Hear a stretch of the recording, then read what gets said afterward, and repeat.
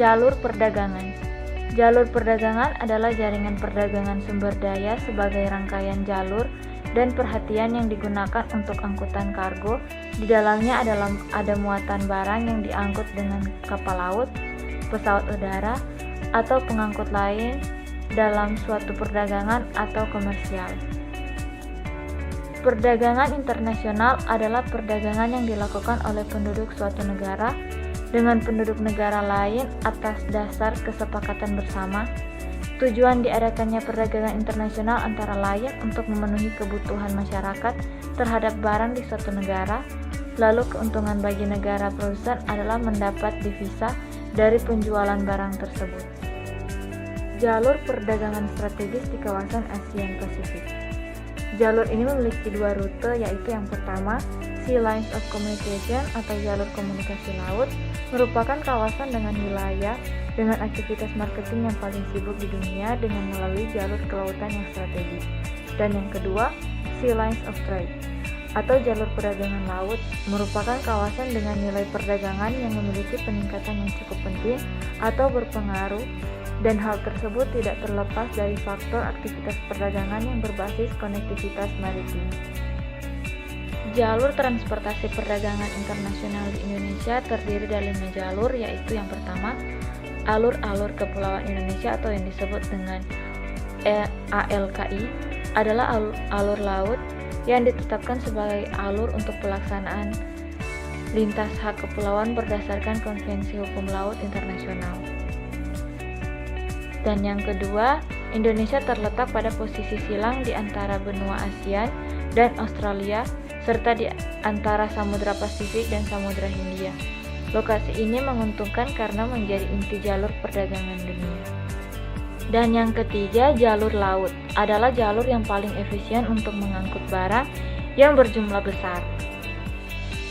Dan yang keempat, Indonesia terletak di jalur strategis perdagangan internasional dan yang disebut jalur sutra laut, yaitu Tiongkok dan Indonesia melalui Selat Malaka ke Indonesia. Dan yang kelima, pemerintah Indonesia juga memiliki rencana untuk membangun tol laut yang bertujuan untuk meratakan distribusi orang, barang atau jasa melalui jalur laut ke seluruh Indonesia dengan biaya yang terjangkau. ASEAN Pasifik merupakan salah satu destinasi utama investasi luar negeri, perdagangan manufaktur, dan aktivitas operasi bisnis lainnya. Pengertian infrastruktur. Infrastruktur disebut juga dengan prasarana, yaitu segala sesuatu yang merupakan penunjang utama terselenggaranya suatu proses atau sebagai layanan dan fasilitas yang diperlukan agar perekonomian dapat berjalan dengan baik. Infrastruktur artinya wujud modal politik agar investasi yang dilakukan oleh pemerintah. Secara umum, infrastruktur yang digunakan dalam perdagangan internasional adalah infrastruktur keras yang meliputi jalan raya, kereta api, bandara, dermaga, pelabuhan, dan saluran irigasi. Jadi, transportasi digunakan untuk sarana atau kelancaran pengiriman. Berdasarkan kondisi geografis dan indeks maritim global, serta adanya dukungan dari kebijakan pemerintah, menjadikan Indonesia berpotensi besar sebagai poros maritim dunia. Namun, pelabuhan-pelabuhan di Indonesia dianggap kurang efisien dan tidak dikelola dengan baik. Hal ini merupakan salah satu faktor signifikan yang menyebabkan rendahnya daya saing ekonomi Indonesia.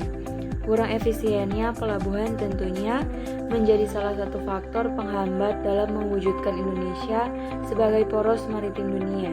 Padahal Indonesia sangat berpotensi untuk itu.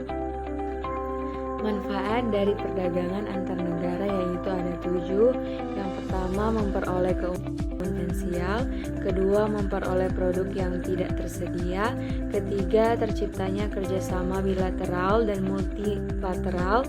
Keempat, transfer teknologi. Kelima, memperluas pasar. Keenam, meningkatkan devisa negara yang merupakan alat pembayaran dalam perdagangan internasional dengan luar negeri. Dan yang ketujuh, meningkatkan kesempatan kerja.